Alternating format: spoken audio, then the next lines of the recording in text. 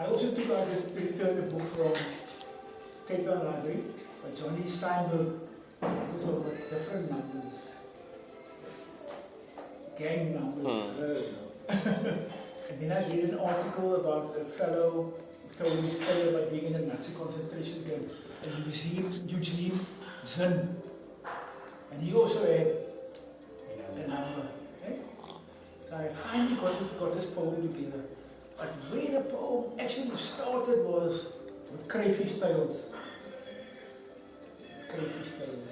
There was this report on a news bulletin about a certain amount of crayfish tails that was stolen. Now I wondered, because we're supposed to be low on literacy and numeracy. I say our kids don't read and we can't count. I actually fell around laughing. I said to myself, someone actually counted these crayfish tails. Oh, maybe they had to import some from another country. And who counted this? I had to get a specialist. Who counted this? So then a poem kind of came about. I took this read it to you if you don't mind. Numbers.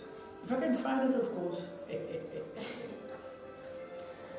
It's Luca gift horse. No, Luca gift cheap. It's something else. Numbers. With reference to numbers in Desmond's personality toolbox presentation. Statistics, and yeah, I cheated a bit. You know, you can cheat with poetry, right? You can, I sometimes plagiarize myself, I copy and paste myself, I can't sue myself. Or if I struggle with a word, then I go and look in a computer's thesaurus. So I did this. Statistics, facts, figures, records, amounts, quantities, sums, data, numerals, digits, integers, totals, quotas, allocations, shares. That's all in some way to do with numbers. So I cheated there with that word. 187 crayfish tails someone had without a permit. 187, not 188 or 190, rounded off. And then I found something else. 285 pairs of shoes, 1,003 pairs of socks donated to school or something. And again I kind of scratched my head and I didn't, you know, when you get to James's age and you kind of look and you mislook. I at first mislooked and saw 285 shoes and 1,003 socks. Where was my mind? And again I laughed. I said, 285 shoes. I wonder how come is he a one-legged person there? And that person just got one sock or so. And I looked again and said, okay, I made a mistake. This all means there is someone who we can count on. We can count on. Numbers tattooed on a forearm. A telling number that tells where the person has been. In prison. Pollsmoor. Over the Nazi concentration camp, right? Numbers. What do our own gangsters know of being numbered like an animal before the slaughter? Instead they take pride in it. Yeah?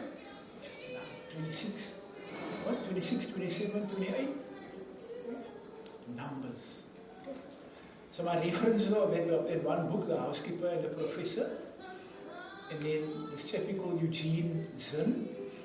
Auschwitz, A Survivor's Tale. I read this long ago, 2005, Sunday, August. And then Johnny Steinberg's The Number, which was around prisons and gangs and so on. I didn't finish it. All I wanted was just a sense of this thing, this pride in a number. Okay? And of course, the stolen crayfish story got me going, and Desmond's human pin code. So that's what I've been agonizing over ever since Desmond did his human pin code. Yeah?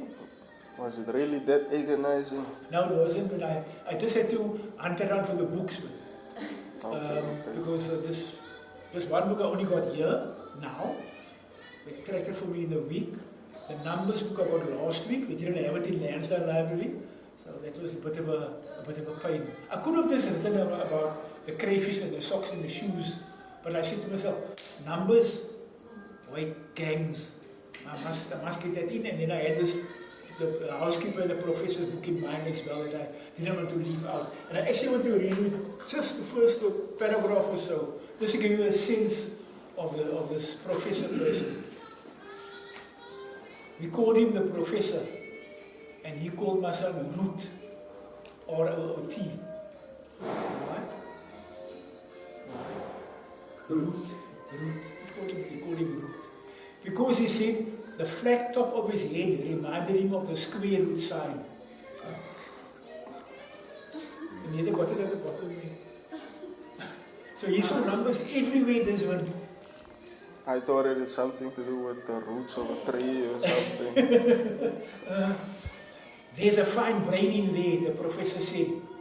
Must in my son's hair. Root, who wore Kapp to avoid being teased by his friends, gave a weary shrug. With this little one sign, we can come to know an infinite range of numbers, even those we can't see. He traced the symbol in the thick layer of dust on his desk. So that was this fellow, the professor, who had lost his memory. He had only 80 minutes of memory, then he went back. But he still had his mathematics. And for every little thing around the house, whatever anyone said to him, he saw mathematics in it, he saw numbers in it. At some point, the boy takes him to, they go watch a baseball game. And the professor, I suppose, at first irritates the boy by explaining why the baseball caps the guys have on in a particular way, and why the baseball bat is held in a particular way, and why they pitch in a particular way, and why when the guy lifts up his leg to pitch, why he lifts up his leg on a particular angle. But at some point it made sense to the boy. But at the time he said, "Come on, let's get out of this other way," you know. So I'm going to reread this. So that is that. That was my fascination. Yeah?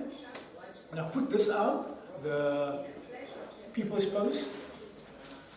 But I just wanted to say I can relate but with that boy. Sorry, yes. Because he sees everything, his numbers around him. I see people as numbers most of the time, and when they do stuff, then it reminds me of certain traits of the numbers. So it's kind of similar.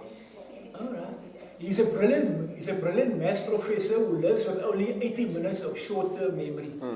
And she is a sensitive and astute young housekeeper who is entrusted to take care of him.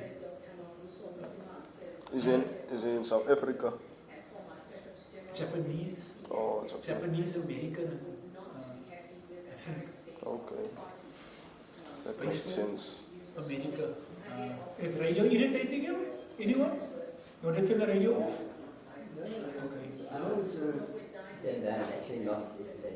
Okay. Okay, this is the news might irritate us. So, I want to give you a task. I'm going to go